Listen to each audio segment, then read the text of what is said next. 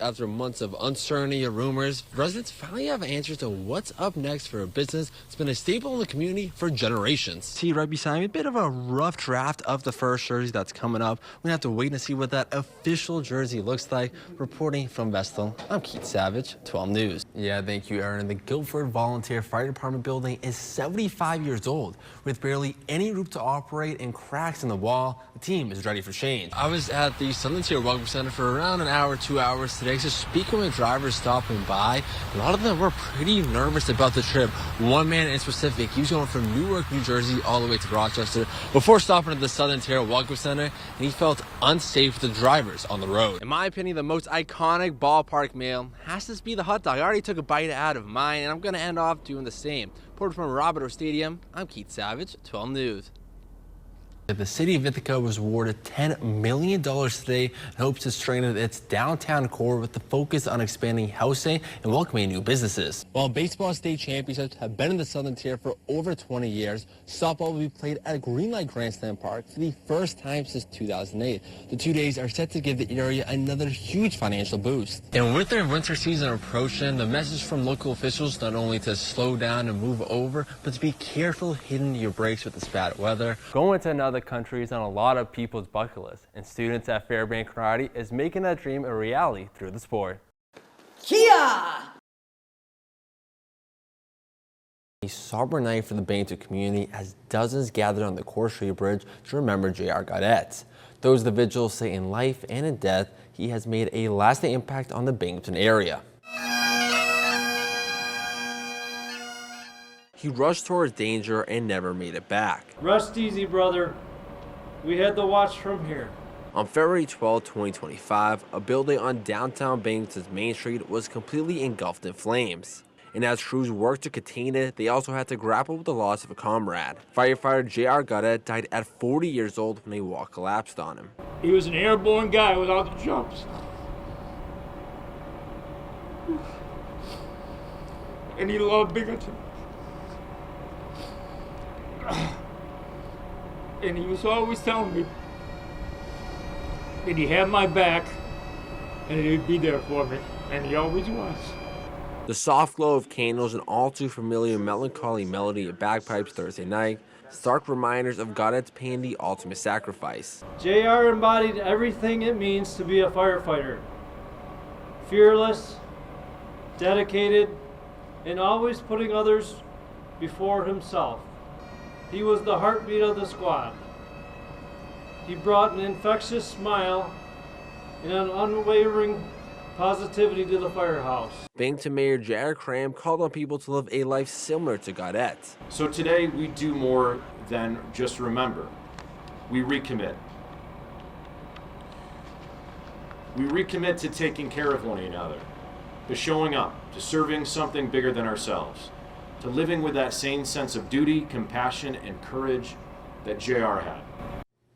Gaudette leaves behind his wife, Felly, and 3 children, Vanessa, Charlie, and Mikey. He's also being remembered in a more permanent way, as Binghamton City Council voted unanimously to name a park in his honor. The night before the hearing, Congressman Riley says that he got the letter at 10 p.m., with Isaac saying it's due to his repeated lies. On February 12th, Congressman Josh Riley made a Facebook post saying that he was going to speak at NYSEG's rate case hearing, where the utility company was presented their plan for potential rate hikes. With one of the statements Riley made in the video being a crucial reason why he got the letter. Showing that Iberdrola is basically laundering money out of our community to boost its own profits. In the cease and desist document, NYSEG says, quote, specifically, we write regarding a categorically false, defamatory, and downright offensive accusation in the February 12, 2026 Facebook video that NYSEG and or its indirect parent company, Iberdrola, acting through NYSEG, is laundering money out of our community to basically boost Iberdrola's profits, end quote. The company also says in the letter that, quote, we demand that you immediately and publicly retract your false accusation discussed herein, end quote. Riley says that this is being used as an intimidation tactic against them. I'm not going to be intimidated. I'm not going to back down from this fight. Folks across our community are getting crushed with these utility bills. And it's completely unfair that NYSEG is sending hundreds of millions of dollars to its parent corporation in Spain and then turning around and asking us to foot the bill. And I know they don't want me to talk about that. In a statement to 12 News, NYSEG says profits are not sent overseas, that its America's parent company, Avangrid, provided more than $990 million back to the energy company so they could rebuild the grid. Riley says during his cross-examination, NYSEG admitted to sending a $450 million dividend to Spain in February of 2025. They knew darn well at that time that they were going to turn around a few months later and demand a rate hike and force us to foot the bill for it.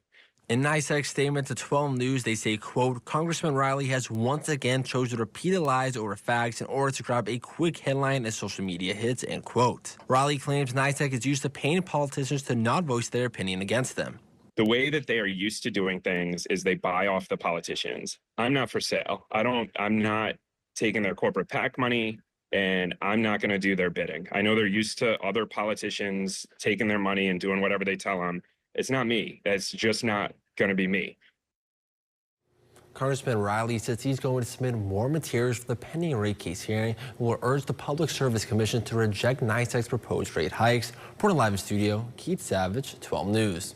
5 years ago, the Owego-Appalachian Central School District introduced a DJ program. It started as a club, but due to popularity, it is now a class that students can take. I had a chance to check out what makes the program special. 20 years, Ryan Service has been a music teacher at his alum, Owego-Appalachian Central School District. After 15 years, he decided to introduce a program that let kids learn how to DJ. We focus on transitioning between songs, curating a set list for different events, reading the room, matching BPMs, beat matching, and things like that to just make the flow of the event very smooth.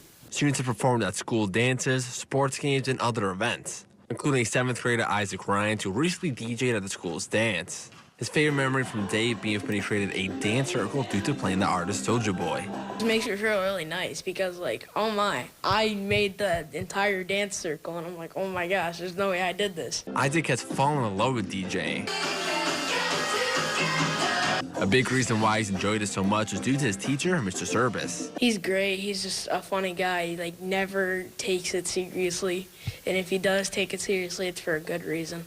With the program now on its 5th year, many past students have been DJing on the side, with Mr. Service receiving texts nearly every week about former students performing at events and weddings. It's very validating. It really is. And it's great to see them find a niche and find something that they're really into.